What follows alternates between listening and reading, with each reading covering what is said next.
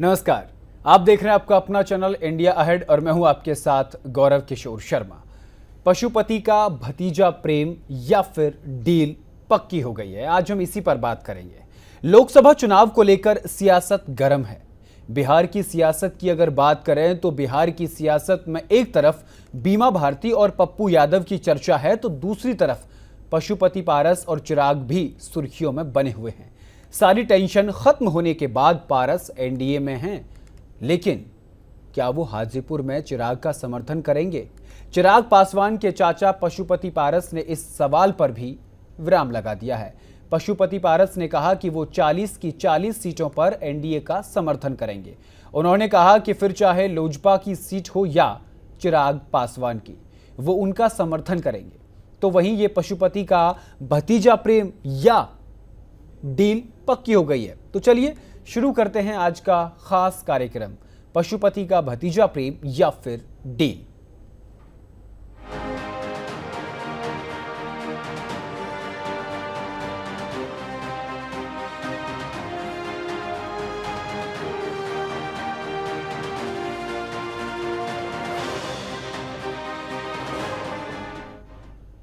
जैसे जैसे लोकसभा चुनाव की तारीख सामने आ रही है, वैसे वैसे राजनीतिक पार्टियों में हलचल तेज है।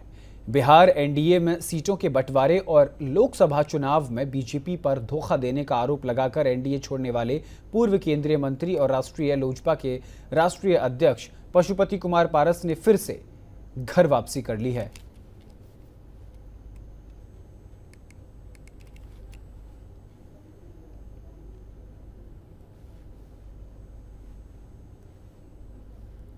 पशुपति पारस ने दिल्ली में बीजेपी के राष्ट्रीय अध्यक्ष जेपी नड्डा से मुलाकात की है।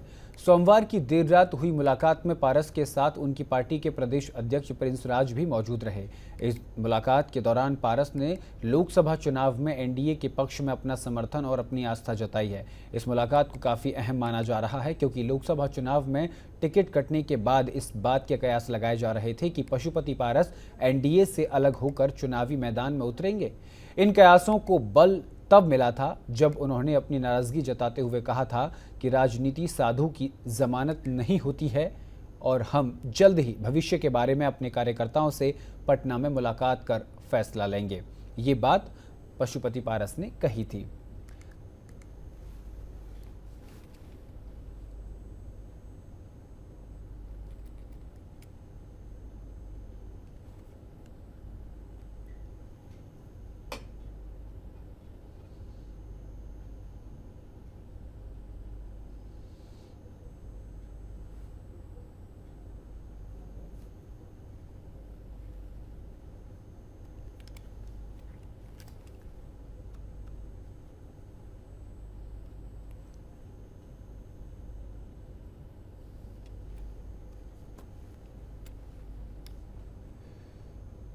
तो चलिए आज इसी पर हम चर्चा करेंगे और चर्चा है कि पशुपति का जो भतीजा प्रेम है वो जाग गया है या फिर डील पक्की हो गई है। चर्चा में मेरे साथ चंदन सिंह हैं, प्रवक्ता एलजेपी से, राकेश जी हैं बीजेपी से, अरुण कुमार जी हैं आरजेडी से, प्रोफेसर अजय कुमार हैं राजनीतिक विश्लेषक के तौर पर हमारे साथ जुड़ रहे हैं।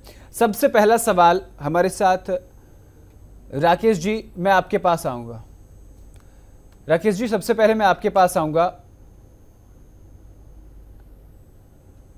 सबसे पहले पशुपति पारस ये कोशिश करते हैं कि वो हाजीपुर से चुनाव लड़ें, लेकिन हाजीपुर से उनको टिकट नहीं दिया जाता है, चिराग पासवान को टिकट दे दिया जाता है। यहां तक कि वो ये भी बयान देते हैं कि एनडीए में उनको लेकर के कोई उनको भाव नहीं दिया जा रहा है, यानी कि उनको अनदेखा किया जा रहा है। इसी के चलते वो केंद्रीय मंत्री पद से इस्तीफा दे देते हैं, इस्तीफा भी मंजूर हो जाता है। उसके बाद फिर लंबे समय तक जब हाजीपुर सीट पर उनकी बात नहीं बनती है, एक बार फिर वापस वो एनडीए का हिस्सा बन जाते हैं। ये बीच का पूरा यात्रा वृतांत आपसे समझना चाहेंगे, आखिर ये भतीजा प्रेम जाग गया है या फिर कुछ अंदर खाने डील पक्की हो गई है?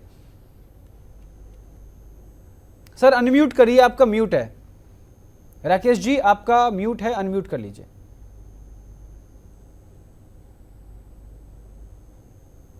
जी अभी आवाज नहीं आ रही, अभी भी आपका म्यूट है।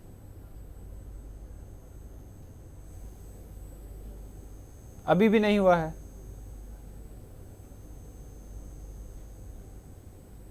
नहीं, अभी आपका म्यूट है सर। कहीं देखिए नीचे उसमें माइक्रोफोन का ऑप्शन होगा, आप उसको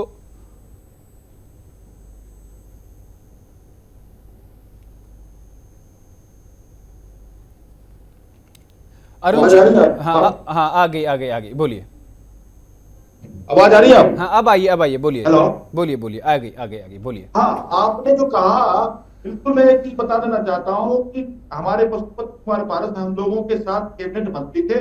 उन्होंने विकास के कार्य 3-4 साल हमारे माननीय प्रधानमंत्री के साथ उन्होंने काम किया, इसमें कोई दो राय नहीं है। और दूसरी बात रही यात्रा की बात रही, तो कहने पे नहीं, ये एकदम एनडीए के साथ है और साथ रहेंगे। और चाचा और भतीजा, हमने पहले भी कहा कि सभी लोग एक ही परिवार के लोग हैं और मिलकर देश का विकास करना चाहते हैं, प्रदेश का विकास करना चाहते हैं। और पशुपति कुमार पारस जी ने 3-4 सालों में बहुत सारे काम किए, तो जो उनके विभाग में माननीय प्रधानमंत्री के हाथों पे कंधे के साथ कंधे मिला के काम करने का काम किया। और उन्होंने अभी किस तरह जाके हमारे भारतीय जनता पार्टी के राष्ट्रीय अध्यक्ष से उन्होंने मुलाकात करने के बाद प्रिंस राजी भी वो गए थे और कहे मैं आपके साथ हूँ। पहले भी वो हमारे साथ थे, आज भी हमारे साथ है, और जीवन भर उन्होंने वादा किया मैं आपके साथ रहूंगा और माननीय प्रधानमंत्री जी के जो विकास कार्य है उसमें मैं भी हिस्सा लेने का काम करूंगा। और तो आपको मैं एक चीज बता देना चाहता हूँ, 2024 का जो चुनाव है, भारत महान बनाने वाला चुनाव है। नहीं, भारत महान बनेगा। भारत देश के प्रधानमंत्री जी कहते हैं कि हम लोग पत्थर पे लकीर नहीं खींच रहे हैं, पत्थर पे लकीर नहीं खींच रहे, पत्थर पे लकीर खींच के इस काम को खत्म करने का काम करते हैं। तो हमारे पशुपति कुमार पारस जी हमारे साथ है, चिराग पासवान जी हमारे साथ है। अभी ये जेपी नड्डा जी से जी, आपको मेरी आवाज आ रही है? राकेश जी, मेरी आवाज है? राष्ट्रीय अध्यक्ष जेपी नड्डा जी से मुलाकात करने के बाद उनका साथ आपको मिला है, वरना बीच में छूट गया था। वो क्यों छूटा, ये जानना चाहते हैं। क्या हाजीपुर में चिराग पासवान के साथ डील पक्की कर चुके थे पहले कि हाजीपुर से आप ही चुनाव लड़ेंगे? और जब बात नहीं बनी, मैं आऊंगा चंदन जी आपके पास आऊंगा। जी देखिए, राष्ट्रीय अध्यक्ष जो लोक जनशक्ति पार्टी के राष्ट्रीय लोक जनशक्ति पार्टी के जो राष्ट्रीय अध्यक्ष, उन्होंने स्पष्ट रूप से कहा कि हाजीपुर भी मैं जाऊंगा, चिराग जी के समर्थन करूंगा। और उनको कहीं ना कहीं देश के अंदर 543 सीटों पर जो देश के प्रधानमंत्री नरेंद्र मोदी चुनाव लड़ रहे हैं, तो उनको लग रहा है कि चिराग पासवान भी चुनाव लड़ रहे हैं और देश के प्रधानमंत्री जी भी हाजीपुर में चुनाव लड़ रहे हैं, तो हमें समर्थन दे रहे हैं। और उन्होंने कहा कि मैं कैंपेनिंग भी करूंगा, अपने कार्य भी गिनाऊंगा कि मैंने कितने काम किए 5 साल मैंने रहा 2019 से लेकर 2024 में माननीय प्रधानमंत्री जी के कार्य, और मैं अपने कार्य संसदीय क्षेत्र का गिनाऊंगा। तो कहीं ना कहीं हम लोगों के साथ है। और इस बात को इंडी गठबंधन को चिंता करने की बात नहीं, वो अपने कुनबे को संभाले। जिस तरह पप्पू यादव और बीमा भारती जो लड़ रही है, जिस तरह साबुद्दीन की पत्नी आज हिना जी वो कह रहे मैं सारों से चुनाव लड़ रहा हूँ, तो अपने कुनबे को देखे, हमारे कुनबे में देखने की जरूरत नहीं है। हम लोगों का स्पष्ट है, रोड मैप तैयार है, इस तरह जनता के बीच में जाएंगे तो कार्य को लेकर जाएंगे। जी चंदन जी, आप कुछ कहना चाहते थे, आप पहले अपनी बात कहिएगा, फिर आपके पास सवाल लेकर आता हूँ। राकेश जी ने कह दिया जो कहना था, वो राकेश जी ने कह दिया। तो एलजेपी को समर्थन देंगे पशुपति पारस जी? हाजीपुर सीट पर बात बन गई। चंदन जी देखिए, देश भर में कहीं भी एनडीए के प्रत्याशी चुनाव लड़ रहे होंगे, उनको राष्ट्रीय लोक जनशक्ति पार्टी का पूर्ण समर्थन रहेगा। हमारे सभी कार्यकर्ता उसमें काम करेंगे, हमारे नेता उस लोकसभा क्षेत्र में जाकर प्रचार भी करेंगे। और आपका एक पर्टिकुलर प्रश्न है कि क्या हाजीपुर में आदरणीय पशुपति कुमार पारस जी प्रचार करेंगे? अगर चिराग जी को वहां जरूरत पड़ेगी तो हमारे नेता जरूर जाएंगे। वैसे तो पार्टी में 6 तारीख को एक महत्वपूर्ण बैठक है, उस बैठक में तय होगा कि बिहार के 40 लोकसभा क्षेत्र में कौन कहां जाएगा, क्या उसकी भूमिका होगी और किस तरीके से एनडीए को जीत सुनिश्चित कराया जा सके। क्योंकि माननीय प्रधानमंत्री जी का जो लक्ष्य है, अब चंदन जी हमको काम करना है। जब ये खबर सामने आई थी कि पशुपति कुमार पारस जो है उन्होंने केंद्रीय मंत्री पद से इस्तीफा दे दिया है और वो अपने आप को एनडीए से अलग कर सकते हैं, उस वक्त चिराग पासवान जी का एक बयान आया था। उन्होंने कहा कि पशुपति नाथ पारस जी ने, चाचा जी ने एक बात कही थी कि जब तक राजनीति में रहूंगा, मरते दम तक मैं भाजपा के साथ, एनडीए के साथ जुड़कर रहूंगा अब उनका वो वादा कहां रह गया? क्या वो अपने वादे को भूल गए हैं? क्या उन्होंने याद दिलाया तब याद आया पशुपतिनाथ जी को, इसलिए वो वापस लौट गए? या फिर सूत्रों के हवाले से खबर सामने ये आ रही है कि पशुपतिनाथ पारस जो है उनको राज्यसभा भेजने का जो है वो आश्वासन दे दिया गया है? क्या ये खबर है चंदन जी? देखिए, सूत्रों के हवाले पर पार्टी के प्रवक्ता बात नहीं करते, लेकिन जहां तक बात रही कि किसी ने कहा कि जब तक जीवित आप रहेंगे तब तक आप माननीय प्रधानमंत्री के किसी साथ ने नहीं, रहेंगे, मैं तो कोट उनको कर रहा देखना हूं, चाहिए। कोट कर रहा हूं। जो लोग सुन लीजिए, जो लोग ये प्रश्न उठाते थे उनको देखना चाहिए। और जहां तक बात रही कि कैबिनेट मंत्री पद से इस्तीफा देना, देखिए नैतिकता के आधार पर हमारे नेता ने इस्तीफा दिया था। हमको मलाल है कि हमको सीट नहीं मिला, लेकिन दल से ज्यादा महत्वपूर्ण देश हो जाता है जब माननीय प्रधानमंत्री जी देश के अंदर और देश के बाहर में जो एक छवि है उसको अब तीसरी बार माननीय प्रधानमंत्री जी को स्थापित करना है, तो हमको अपनी जो छोटी छोटी ख्वाहिशें हैं उनका तो तिलांजलि देना ही ना पड़ेगा। हम लोग तैयार हैं इसके लिए। और जब हमारे नेता आदरणीय पशुपति कुमार पारस जी ने स्पष्ट कर दिया कि हम सब मोदी के परिवार हैं, तो अपने मुखिया से अगर हम नाराज नहीं होंगे तो किससे होंगे? हमको पूरा हक है अपने प्रधानमंत्री से नाराज होने का। नहीं, आपको हक है, लेकिन ऐसा इतना भी नाराजगी जो होती है वो बंद कमरे में तो ठीक रहती है, लेकिन जब सार्वजनिक तौर पर जब नाराजगी सार्वजनिक तौर पर आ जाए और यहां तक आ जाए कि वो केंद्रीय मंत्री पद से इस्तीफा दे दें, यहां तक आ जाए कि वो आरजेडी के साथ नजदीकी बढ़ाने की बात करें, तो फिर ये नाराजगी जो है सार्वजनिक हो जाती है। देखिए, नाराजगी और विरोध में फर्क होता है। बराबर इस तरीके से देखती रही है कि हम उनके नजदीक पहुंचे। क्या हम लोग जानबूझकर एक बतासा के लिए मंदिर को तोड़ देंगे? जी। क्या 90 के दशक का जंगल राज हम भूल जाएंगे और जंगल राज के शरण में चले जाएंगे? कदापि नहीं हो सकता है। नहीं, जंगल राज कहा तो ये जा रहा है ना, रामविलास पासवान ने संघर्ष किया है, उसकी गोद में आदरणीय पशुपति कुमार पारस कभी नहीं जा सकते हैं। नहीं, कहा तो ये जा रहा है ना कि आरजेडी से पर पूर्ण यकीन है चंदन जी, राष्ट्रीय लोक जनशक्ति पार्टी का वो संरक्षण करेंगे। चंदन जी, कहा तो ये जा रहा है ना कि आरजेडी से उतनी तवज्जो नहीं मिली। भले ही तेज प्रताप यादव और तेजस्वी यादव का बयान आया, लेकिन लालू प्रसाद यादव का कोई बयान सामने नहीं आया, तो कहीं ना कहीं तवज्जो नहीं मिली इंडिया अलायंस में। देखिए जो इंडिया अलायंस है वो तो हम लोग आंख के सामने ना देख रहे हैं कि पूर्णिया में पप्पू यादव और बीमा भारती का क्या हाल है। कांग्रेस से बिना पूछे हुए सिंबल को बांटे जा रहे हैं। और देखिए, आदरणीय लालू प्रसाद यादव जी अब थक चुके हैं, उनके पास कैंडिडेट ही नहीं है। स्थिति ये है कि लड़ाई लड़ने से पहले राष्ट्रीय जनता दल हथियार डाल चुकी है।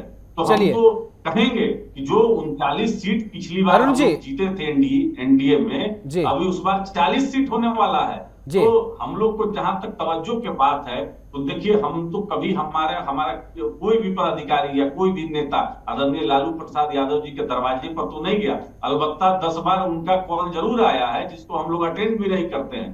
तो हम लोग जंगल राज को कभी भी स्वीकार नहीं कर सकते हैं बिहार में, और ना कभी हम लोग यहाँ पर आने देंगे। हम लोग माननीय प्रधानमंत्री जी के साथ में हैं और प्रधानमंत्री जी के साथ हम मरते दम तक रहेंगे। जंगल राज पर भी मैं बात करूंगा, बहुत लंबा समय आज हमारे पास चर्चा के लिए। मैं जंगल राज पर भी आऊंगा, क्योंकि उसी दल के साथ जो है आपका दल जो है उसके साथ एनडीए का हिस्सा है, और एनडीए की अभी सरकार जो है वो बिहार में चल रही है। मैं आऊंगा आपके पास। सबसे पहले मैं अरुण जी आपके पास आ रहा हूं।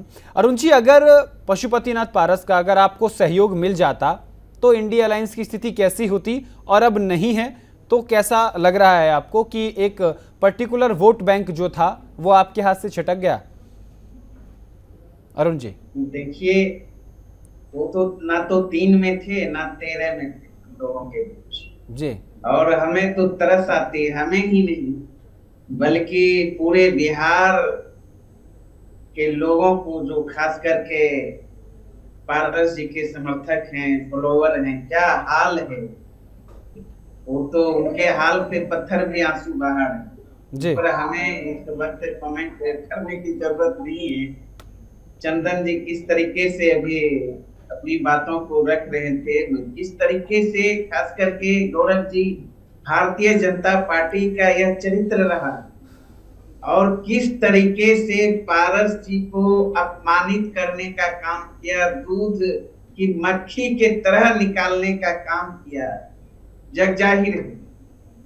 और वहीं एक समय था चिराग जी को भी अपमानित करने का काम। और आप देखेंगे एनडीए गठबंधन में ऐसा कोई पार्टनर नहीं है जिसके साथ दगा भारतीय जनता पार्टी नरेंद्र मोदी जी ने नहीं करने का काम।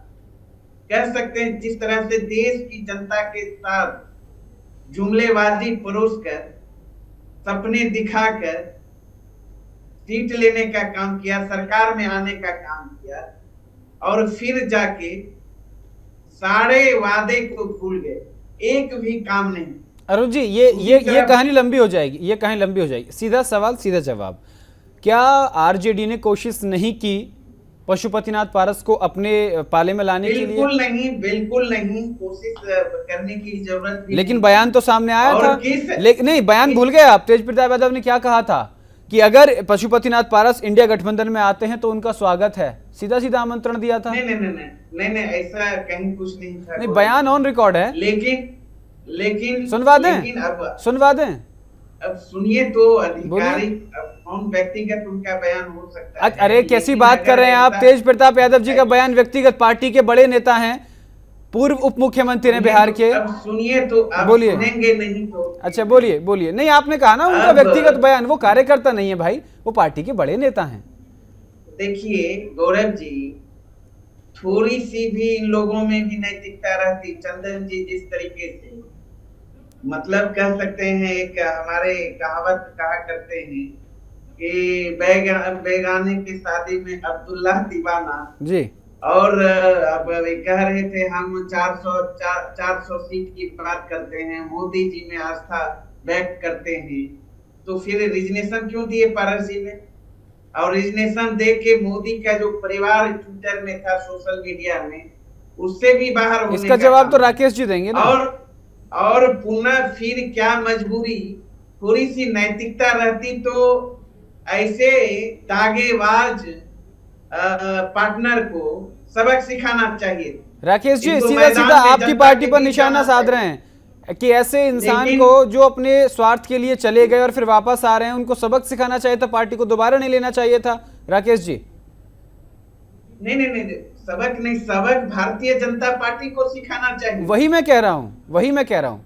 राकेश जी जवाब दीजिए। भारतीय जनता पार्टी को, मैं प्रोफेसर अजय जी के पास भी आऊंगा, आप दोनों की बात सुनकर उनके पास जाऊंगा, वो इसका करें जी। राकेश जी, लेकिन क्या मजबूरी है, और इतना बेइज्जत के बावजूद भी आप अनम्यूट कीजिए, आपका म्यूट है। कह रहे हैं कि मैं एनडीए का पार्ट हूँ, मैं एनडीए का साथ हूँ, तो इस पे हमें क्या कहना है? वो जी बोलिए राकेश जी। है, उनकी नीति है, उनकी सिद्धांत है, इस पर हमें कुछ नहीं कहना जी। राकेश जी, सुना होगा आपने अभी क्या कहा। गौरव जी, पशुपति कुमार पारस जी कैबिनेट मंत्री थे, उनका कार्यकाल भी लगभग पूरा ही हो गया था, आचार संहिता देश के अंदर लग गया था। नहीं, अगर उन्होंने कहा कि मैं आप इस्तीफा दे रहा हूँ, तो उसमें इनको क्या दिक्कत? और इस्तीफा देने के बाद हमारे घर में ही है, ना कहीं गए ना कहाँ गए। लेकिन ये तो आप भी जानते हैं राकेश जी, उन्होंने इंडिया अलायंस का हिस्सा बनने के लिए कोशिश भी की, लेकिन वहां दाल नहीं गली, ऐसा कहा जा रहा है। सूत्रों के हवाले से खबर है कि इंडिया अलायंस में पशुपतिनाथ पारस की दाल नहीं गली, इसलिए उन्होंने पलटी मार ली, वापस आ गए। आपका म्यूट हो जाता है बार बार।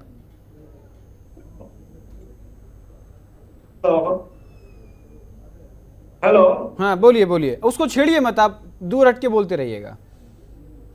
आवाज आ रही है हमारी? आ रही है, बोलिए।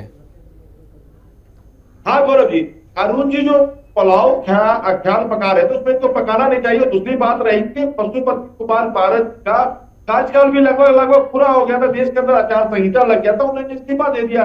तो कौन सी गलत उन्होंने कर दिया? वो जानते थे कि मैं चुनाव में लड़ूंगा, तो वो इस्तीफा देकर गलत ये कर दिया कि राजनीतिक संदेश ये गया कि पशुपति कुमार पारस जो हैं वो एनडीए से नाराज हैं, उनको हाजीपुर से उम्मीदवार नहीं बनाया गया, उनकी पार्टी को एक भी लोकसभा सीट नहीं दी गई, ये उनको नजरअंदाज किया गया, जनता के सामने ये संदेश गया, गलत ये हुआ। इसको लेकर अरुण कुमार जी निशाना साध रहे हैं आप पर। गौरव जी, आपने बिल्कुल पूछा, मैं इसका जवाब स्पष्ट कर देता हूं। एक चीज मैं बताना चाहता हूं, पशुपति कुमार पारस ने इस्तीफा दिया, उधर प्रिंस राज के जो सांसद थे, हमारे एनडीए घटक दल के जो सांसद थे समस्तीपुर के, वो तो जाके विनोद तावड़े जी से मिले, तो इसमें कोई बात नहीं है। उन्होंने इस्तीफा दिया और उसके बाद वो फिर घर आ गए। अगर सुबह के गया हुआ शाम को घर आ जाता तो उनको बुला नहीं के आ जाता, और सुबह और शाम भी नहीं होता। सुबह 1 घंटे के लिए सुबह निकले घर से, शाम 1 घंटे के बाद वापस आ गए। सुबह और शाम लेकिन की उस बात ही एक नहीं घंटे थी। में तो उस चिंता एक घंटे करने में की वो बात ये नहीं। पता लगाया है कि उनकी इंडिया अलायंस में दाल गलेगी कि नहीं गलेगी, आरजेडी में उनको पूरा सम्मान मिलेगा कि नहीं मिलेगा, भविष्य क्या है, वो तमाम 1 घंटे में पता लगाया है। और जब उनको कहीं लगा कि मेरी दाल नहीं गल रही है तो इसलिए वापस एनडीए का हिस्सा बन गए। अब इसमें भतीजे के प्रति प्रेम है या फिर ये डील डन होगी, जो सूत्रों के हवाले से खबर आ रही है कि उनको राज्यसभा भेजा जाएगा? ये सवाल फिर मैं अजय जी के पास जाऊंगा। बोले जी, मैं स्पष्ट कर रहा हूं कि पशुपति कुमार पारस जी इस्तीफा दिए। प्रिंस राज जाके विनोद तावड़े जी से मिले, फोन पे संपर्क किए हुए थे, ऐसी बात नहीं थी। और वो प्रतिदिन फोन पे बातें होती थी। उसके बाद उन्होंने हमारे राष्ट्रीय अध्यक्ष से उन्होंने मुलाकात करने के बाद अपनी बातों को रखे, और उसके बाद समय अभी बहुत सारा समय अभी बीता नहीं है। सरकार बनेंगे, हमारे सीनियर नेता पशुपति कुमार पारस जी इस राज्य सीनियर आदमी है, उन्होंने सांसद भी रहे, कहीं ना कहीं बैठाए जाएंगे, अच्छे जगह पे बैठाए जाएंगे। इसकी चिंता राष्ट्रीय जनता दल या कांग्रेस के लोगों को नहीं करनी चाहिए। और प्रिंस राज जी लगातार हम लोगों के संपर्क में थे, चाहे हमारे प्रदेश अध्यक्ष सम्राट चौधरी जी के संपर्क में थे, हमारे नित्यानंद राय जी के संपर्क में थे, मंगल पांडे जी के संपर्क में थे, घर आना जाना था। जब सब जगह हो सकता है, लगता है। राकेश जी एक चीज समझिए, गौरव जी, आप एक चीज समझिए, संपर्क में थे माना, लेकिन ये बात आप मानिए कि पशुपति कुमार पारस बीजेपी से नाराज थे, एनडीए से नाराज थे, क्योंकि उनको नजरअंदाज किया गया था। इसी बार मैं प्रोफेसर अजय कुमार जी आपके पास आऊंगा। देखिए, एलजेपी का अपना दावा है, आरजेडी कह रही है कि हमने उनको लाने के लिए कोई कोशिश ही नहीं की, लेकिन साफ तौर पर तेजस्वी यादव का, तेज प्रताप यादव का बयान आया कि अगर वो इंडिया अलायंस का हिस्सा बनते हैं तो उनका स्वागत है। अब बीजेपी ये कह रही है कि सुबह का भूला शाम को घर वापस आए, तो भूला नहीं कहते हैं। उन्होंने लगभग कार्यकाल पूरा हो गया था, इस्तीफा दे दिया तो कौन सा गुनाह कर दिया, लेकिन उसके राजनीतिक मायने क्या निकाले गए वो आप भी जानते हैं। इस पूरे समीकरण और घटनाक्रम को देखा जाए तो बिहार की राजनीतिक जो तस्वीर है वो कैसी बनती है? अगर वो इंडिया अलायंस का हिस्सा बनते तो कैसी तस्वीर होती, और अब नहीं है तो कैसी तस्वीर है? अजय जी आपसे जानना चाहते हैं। आप अनम्यूट कर लीजिए, आपने म्यूट किया हुआ है अपना। ठीक, नमस्ते। जो कुछ भी बात अभी हो रही है वो तो होनी है, क्योंकि ऐसे भी देखिए राजनीति में जब भी होता है तो एक लाइन में इतना कह सकता हूँ कि पोस्चरिंग एक बात होती है और बिहाइंड एक बात होती है। पोस्चरिंग में जितनी बातें हो रही हैं वो सारी पोस्चरिंग की बातें हो रही हैं, और ये सारी पॉलिटिकल पार्टियां करती हैं, भाजपा भी कर रही है और राजद भी कर रहे हैं, सारे लोग कर रहे हैं।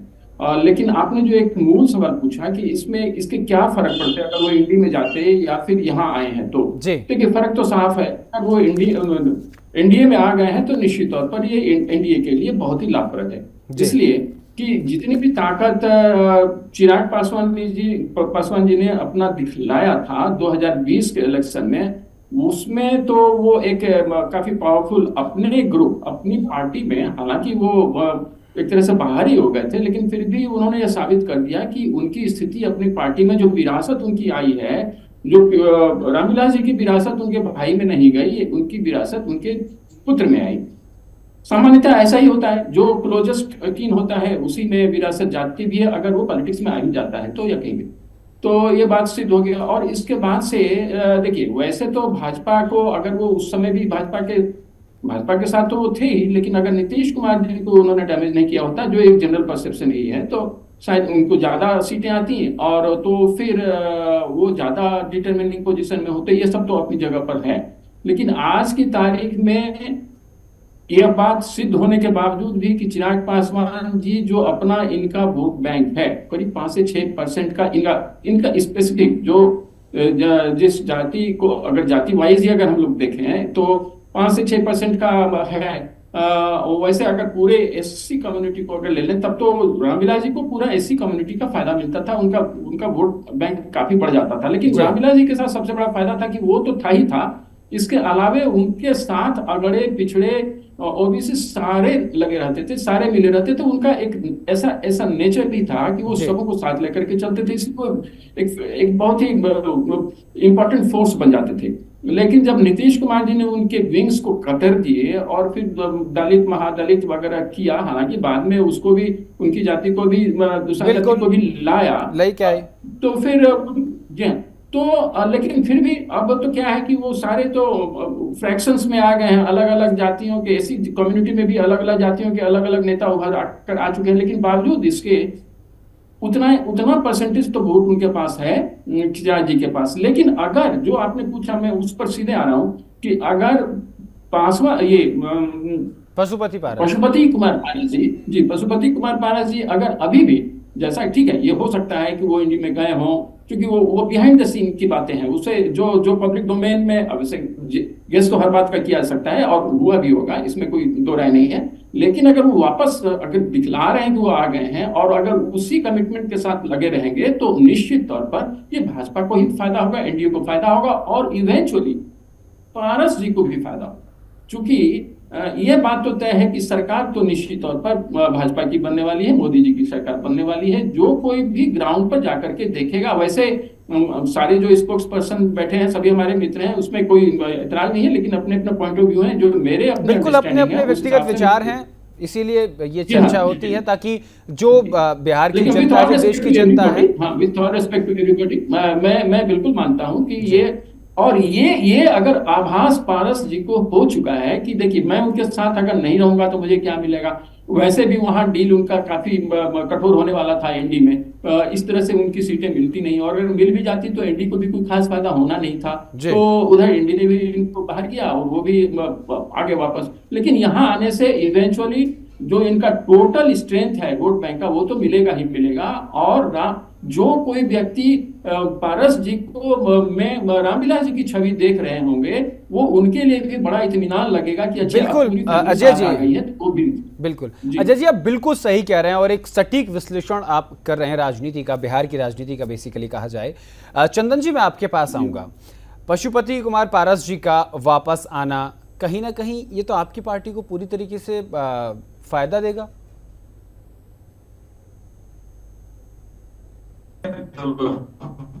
जी कहीं गए तो थे नहीं, इन्हें गठबंधन में ही नहीं, आप कह रहे हैं गए नहीं थे, और आप ही के सहयोगी राकेश जी कह रहे हैं कि सुबह का भूला शाम को घर वापस आ गया। तो थोड़ी देर के लिए तो भूले थे, रास्ता भटक के बेशक वापस आ गए, लेकिन उस दौरान कहीं ना कहीं ये एक हाजीपुर सीट पर ये तकरार तो फर्ज कीजिए, मैं मान लेता हूं कि अगर वो एनडीए का हिस्सा बन जाते और हाजीपुर सीट से ही चुनाव लड़ते तो चाचा भतीजे आमने सामने होते तो मुश्किलें तो पैदा होती ना, जीत हार तो जनता तय करती। वही मेरा सवाल है कि वापस आए हैं तो फिर ये तो आपकी पार्टी को फायदा हुआ है। नहीं देखिए, आप ये साबित तो कर नहीं पाएंगे कि आदरणीय पशुपति कुमार पारस जी कहीं गए थे। ठीक है, व्यक्ति का अपना सम्मान होता है, अपना विरोध अपने नेता के पास, अपने गठबंधन के चंदन जी मैं माफी के साथ आपको रोक रहा हूँ। चंदन जी माफी के साथ आपको रोक रहा हूँ। प्रश्न किए हैं तो सुन। अच्छा बताइए,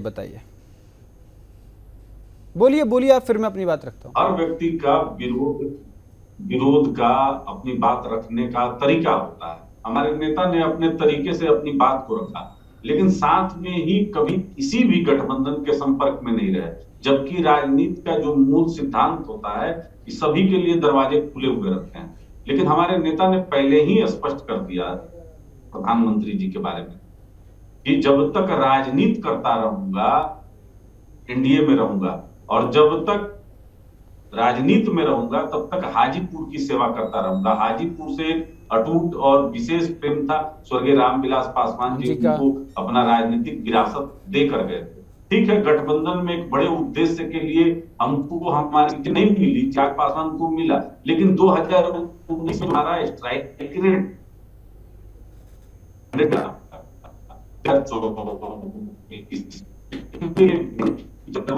चिराग पासवान को अगर लगता है कि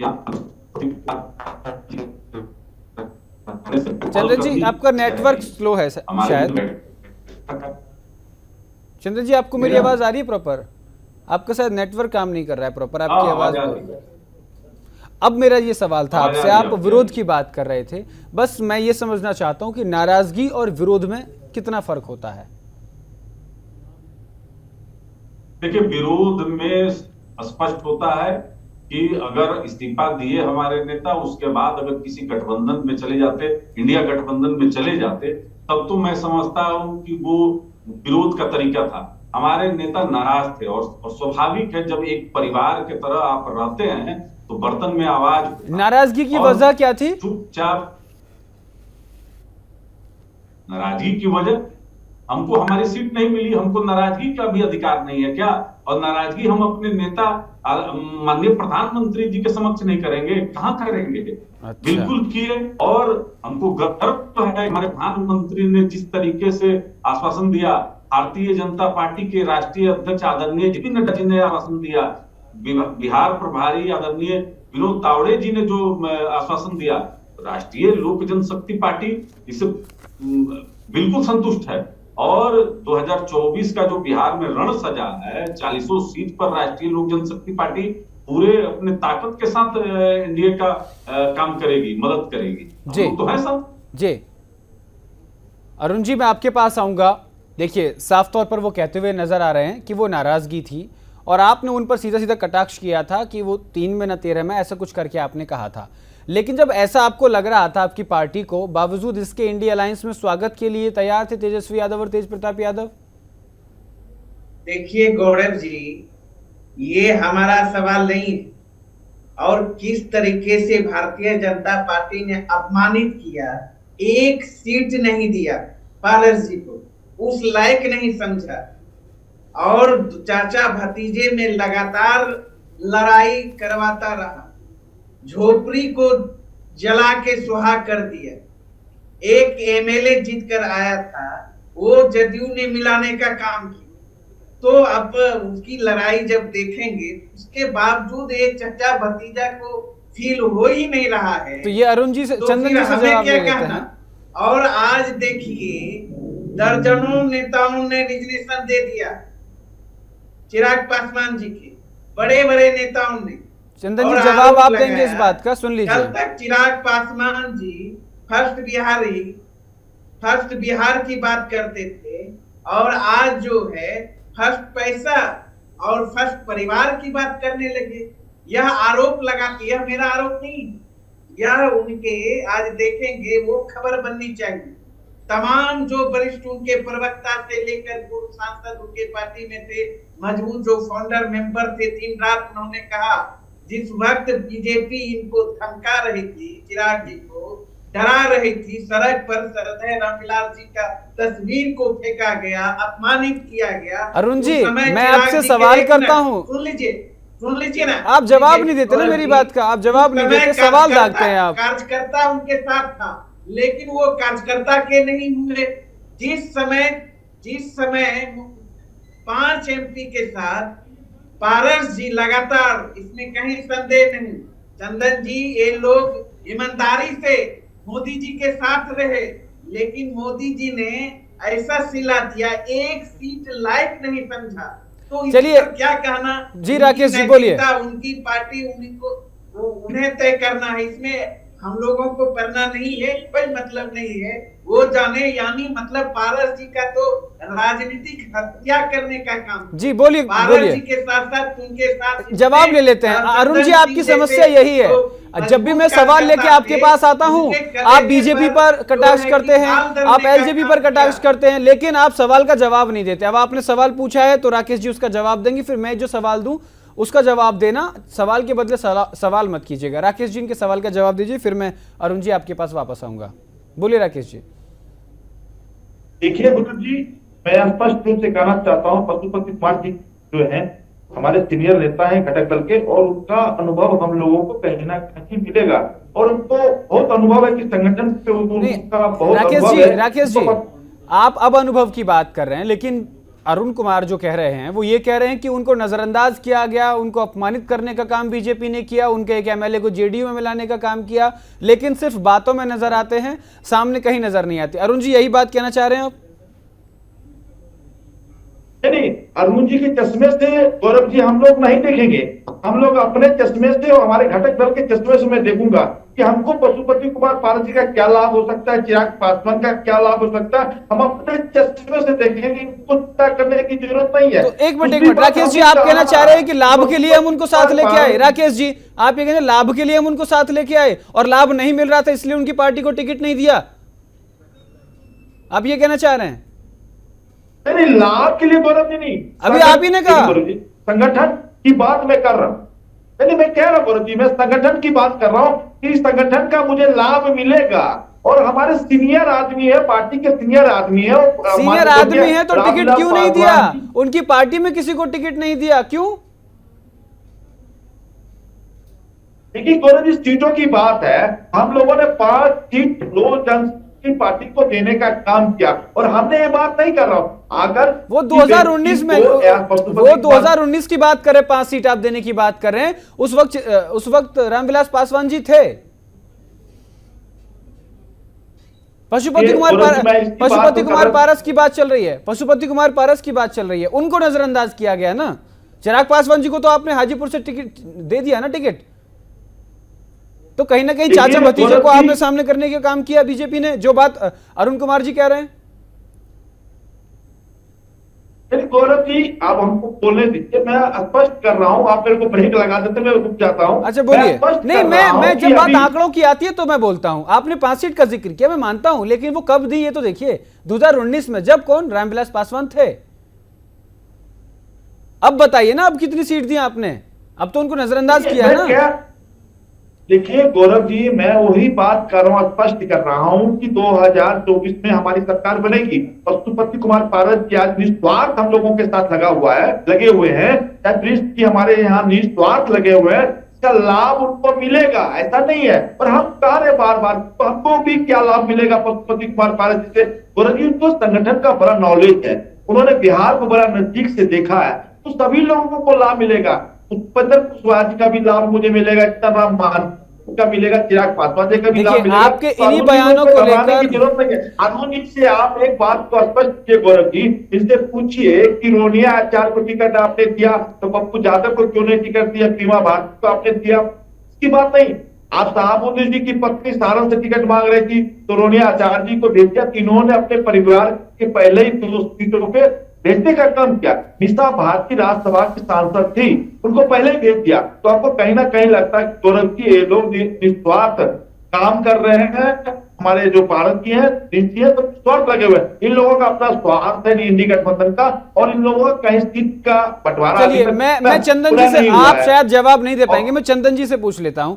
चंदन जी, जिस तरीके से अभी आप ही के सहयोगी राकेश जी कह रहे हैं इस बात को कि उनको लाभ मिलेगा, तो आपको तो पता ही होगा क्या लाभ डन हुआ है। अभी मुलाकात के बाद, जेपी नड्डा जी से मुलाकात, उसके बाद समीकरण बदले हैं ना, उसके बाद तो उन्होंने ट्वीट किया है ना कि मेरा समर्थन एनडीए के साथ है, 40 की 40 सीटों पर मैं एनडीए को समर्थन करूंगा। तो क्या डील डन हुई है, थोड़ा सा बता दीजिए हमारे इंडिया अहेड नेशनल चैनल पे भी। चंदन जी, देखिए, हमारे नेता ने बराबर स्पष्ट किया है कि माननीय प्रधानमंत्री जी के विजन के साथ हम लोग और हमारी पार्टी एनडीए में, जब तक राजनीति में हमारे नेता रहेंगे, हम लोग एनडीए में साथ में रहेंगे। और कोई, जहां तक बात है, आप कयास लगाते रहिए, सूत्रों के हवाले से बताते रहिए कि कहीं कोई डील डन हुआ है। देखिए, भारतीय जनता अच्छा, डील डन नहीं हुआ तो क्या भतीजा प्रेम जाग गया है वापस? चंदन जी, डील डन नहीं मान रहे? माननीय प्रधानमंत्री जी ने, देखिए, माननीय प्रधानमंत्री जी के विजन के साथ हम लोग पूरे देश को देख रहे हैं कि जो विश्व में आज छवि देश की है, वो कोई नकार तो सकता नहीं है कि माननीय प्रधानमंत्री जी ने पूरे विश्व में जो भारत की छवि को डेवलप किया है, वो क्या दूसरा कोई प्रधानमंत्री कर सकता है? क्या राहुल गांधी को आप माननीय प्रधानमंत्री जी के सामने भी कहीं रखते हैं क्या? कहीं दूर दूर तक कोई नहीं है कंपटीशन में। तो हम, ठीक है, आज हमको मौका नहीं मिला। अगर आप पिछला देख लीजिएगा, 2020 के बाद जिस समय पार्टी टूटी थी, लोक जनशक्ति पार्टी, उस समय चिराग पासवान सड़क पर थे और हम केंद्र में थे। आज हम संघर्ष करेंगे, हम पूरे बिहार के 40 सीट पर संघर्ष करेंगे, एनडीए को मजबूत करेंगे और यकीन दिलाएंगे माननीय प्रधानमंत्री जी को कि स्वर्गीय रामविलास पासवान जी के सच्चे उत्तराधिकारी हम हैं। हम सड़क पर जाएंगे, जी हम बिहार के जनता के बीच में जाएंगे और माननीय प्रधानमंत्री जी के किए हुए कार्यों को जनता के बीच में लेकर जाएंगे। जी तो हम इस एनडीए गठबंधन को कभी कभी इससे बाहर हम लोग जाने वाले नहीं हैं। हम लोग बिहार में जंगल राज को दोबारा नहीं आने देंगे। जी अगर कोई सोच रहा है कि पारस जी इस गठबंधन से बाहर निकल जाएंगे और जाकर महागठबंधन को मदद करेंगे, तो ये हम लोग कभी होने नहीं देंगे। जी चलिए अरुण जी, मैं आपके पास आता हूं और अब तीनों की बात को लेकर फिर मैं अजय जी के पास जाऊंगा। अब पूर्णिया सीट की अगर मैं जिक्र करूं तो पूर्णिया सीट पर आप पप्पू यादव को बड़ा नेता मानते हैं या बीमा भारती को? आप व्यक्ति को बड़ा मानते हैं कि पार्टी को? नहीं, मेरे सवाल का आप जवाब दीजिए। वैसे व्यक्ति मैं मेरे हिसाब से आप मेरा व्यक्तिगत बयान तो पार्टी बड़ी होती है।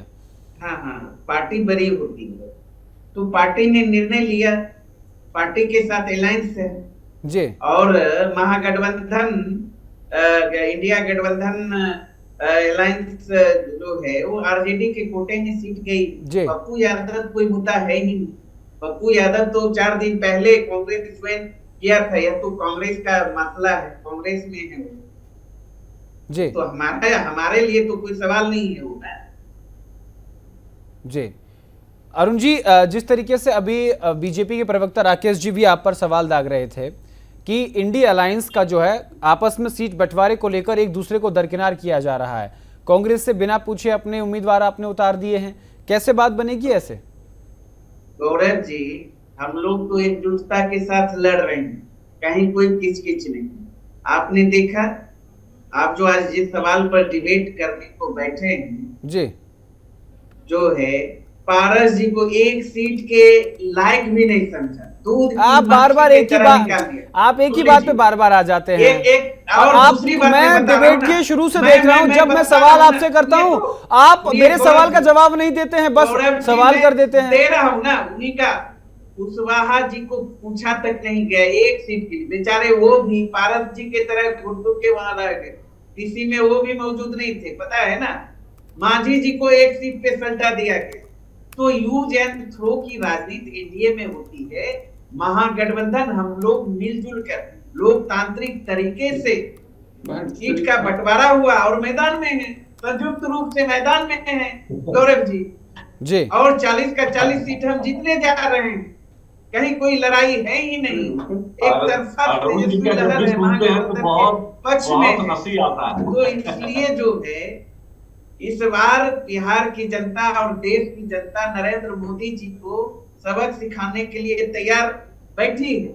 मुद्दा बना मोदी जी के बीच लड़ाई जी। तो इसलिए चंदन जी, आज जिस सवाल पर बैठे हैं ये तो सीट से गायब हो गए पारस जी। लेकिन एक बात आज रही, पूरा 1 घंटा निकल गया। अरुण जी, आप आरजेडी के शानदार प्रवक्ता हैं। अरुण जी, आप आरजेडी के शानदार प्रवक्ता हैं।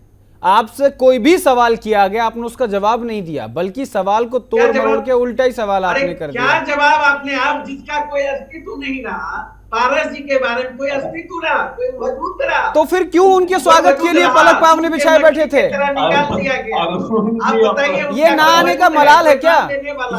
ये पशुपति पारस जी के ना आने का मलाल है क्या आपकी तरफ से जो बोला जा रहा है? काहे मलाल रहेगा इनको? कौन अब जिनके साथ 5 एमपी के साथ रहे वो तो वहां तो कोई वजूद नहीं, वो तो नोटिस लिए ही नहीं, हम लोग क्यों लें? देखिए अजय कुमार जी मुस्कुरा रहे हैं, उनके पास बहुत शानदार जवाब है, मैं लूंगा आपसे। चंदन जी, आप क्या कहना चाहते हैं, बोलिए, मेरे पास समय कम बचा है। गौरव जी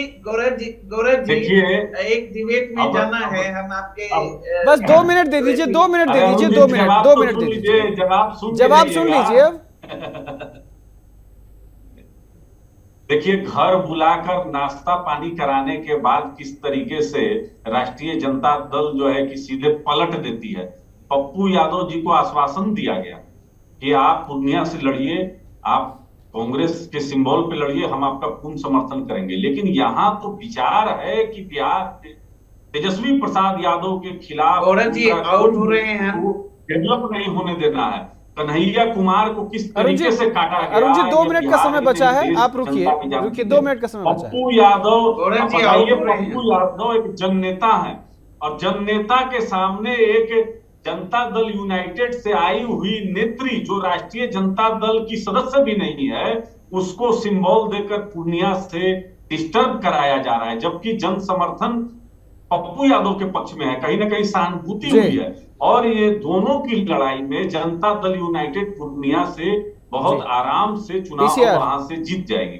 तो देखिए, राष्ट्रीय जनता दल तो कभी अपने गठबंधन के सहयोगी से पूछती भी नहीं है कि आप लड़िएगा कि नहीं लड़िएगा, क्योंकि आदरणीय लालू प्रसाद यादव जी ने कांग्रेस के बिहार के प्रभारी रहे भक्तचरण दास को भगचोनहर दास तक कहा था। तो आप अंदाजा लगा लीजिए कि महागठबंधन में जो सहयोगी हैं उनका किस तरीके से सम्मान किया जाता है। तो यहाँ एक चल रहा है, एक परसेप्शन चल रहा है कि तेजस्वी प्रसाद यादव के खिलाफ में कोई भी युवा चेहरा को पनपने नहीं देना है, वो चाहे मुकेश सहनी हो, कन्हैया कुमार हो, पप्पू यादव हो या इस सरीखे और भी कोई नेता हो। तो बिहार में महागठबंधन की स्थिति ऐसी है कि ये सरेंडर कर चुके हैं। आप देखिएगा कि जिस समय रिजल्ट आएगा लोकसभा का, औंधे मुंह गिरे हुए नजर आएंगे ये इंडिया गठबंधन के जो नेतागण। जी चलिए अजय जी, आपसे आखिरी कमेंट में लेना चाहूंगा कि देखिए, जिस तरीके से अभी अरुण कुमार जी आरजेडी प्रवक्ता साफ तौर पर कह रहे थे कि पशुपति पारस को हमने बुलाया ही नहीं, आमंत्रित ही नहीं किया है, लेकिन वो जिस तरीके से अभी आपने सुना चंदन जी भी बोल रहे हैं, तो उन्होंने ये इस बयान से आप क्या राजनीतिक तस्वीर निकालते हैं अजय जी? देखिए, पहले ही मैंने बताया था फर्स्ट राउंड में ही कि राजनीति दो लेवल पर एक्चुअली की जाती है। एक तो जो सामने है, जो दिखता है, और जो एक दिखता नहीं है। जी। तो दिखने वाले चेहरा तो हम लोग के सामने आते हैं। जो दिखता नहीं है, जिसके अंदर लोग मैन्यूवरिंग करते हैं, कोलिब्रेशंस करते हैं, एक दूसरे को मनाते हैं, एक दूसरे के स्ट्रेंथ को देखते हैं, उससे अपने नाफा नुकसान को देखते हैं, तो ये तो होता ही है। देखिए, एनडीए खेमा में सारी ताकत भाजपा के पास है और इंडी खेमा में सब सारी ताकत आरजेडी के पास है। बिहार में अजय जी, बिहार में इंडिया अलायंस में, बिहार में, हाँ, बिहार की मैं बात कर रहा हूँ। हाँ। तो ऑब्वियसली बिहार की बात कर रहा हूँ। तो अब ऐसे में निश्चित तौर पर इंडी खेमे में या इंडिया के में जो भी कह दीजिए, उसमें तो एक स्वतः सिद्ध ताकत और पावर आरजेडी के पास है। तो चूंकि उसके पास सीट्स ज्यादा है, उसके लीडरशिप ज्यादा वेल भस्ट है, तो obviously they will call shots. और रह गई बात भाजपा का एनडीए में, तो इसलिए वहाँ वे लोग डिसाइड करेंगे फाइनली। तो ये तो है। अब लेकिन ये बात भी मानना ही पड़ेगा कि अभी उसमें फेस सेविंग की ही बात होगी। जब ऐसे सिचुएशंस बनेंगे तो दोनों खेमों से फेस सेविंग की बात होगी। नहीं, ऐसा नहीं था, वैसा नहीं था, ऐसा नहीं था। ये हम लोगों के लिए, आम लोगों के लिए कि वो समझे, क्या समझे, नहीं समझे। लेकिन एक बात मैं जरूर कह देना चाहता हूँ, ये सब चीजें चुनाव में बिल्कुल मैटर नहीं करती जी। इसलिए कि आप कैसे किसको लाते हैं, किसको नहीं लाते हैं, वो कोई मैटर नहीं करता है आज की तारीख में। अब भारत की जनता इतनी ज्यादा कॉन्शियस है कि उसने जो तय कर लिए हैं कि उसे करना है, वो सब होगा। ये सब चीजें तो फुटनोट्स में भी नहीं आएंगे कि किसके साथ कौन आया, नहीं आया, क्या हुआ, किस तरह से आया, नहीं हुआ। जब इतिहास लिखा जाएगा तो फुटनोट्स का भी विषय नहीं होगा। बिल्कुल। इसलिए जी तो जो अब जिन्हें मोदी जी नापसंद नहीं है, वो मोदी जी को वोट किसी वो हर हालत में इंडी खेमे की ओर से जो कैंडिडेट उन्हें दिखेगा उसे देंगे। जो मोदी जी के प्रशंसक हैं, जिन्हें मोदी जी की एनडीए को वोट देंगे, से दिखता है देश का, वो उन्हें ही देंगे। ये किस तरह से कौन पार्टी बिल्कुल अजय जी और जुड़ा नहीं। जी अजय जी, माफी के साथ मैं आपको रोकूं क्योंकि इस समय कम है। आपने अपनी जो सूक्ष्म में बात रखी है वो बिहार की राजनीति की तस्वीर को बिल्कुल साफ करती है। इंडिया अहेड से अजय जी जुड़ने के लिए मैं आपका विशेष आभार व्यक्त करता हूं, क्योंकि आपने गागर में सागर भरने का काम किया है, कम शब्दों में बड़ी बात कही है। आपका बहुत बहुत शुक्रिया इंडिया अहेड से जुड़ने के लिए। और राकेश जी, आपका भी बहुत बहुत शुक्रिया। चंदन जी, आपकी वक्तव्य शैली को प्रणाम, आपने भी बहुत खूबसूरत तरीके से अपनी बात रखी। बहुत बहुत शुक्रिया इंडिया अहेड से जुड़ने के लिए।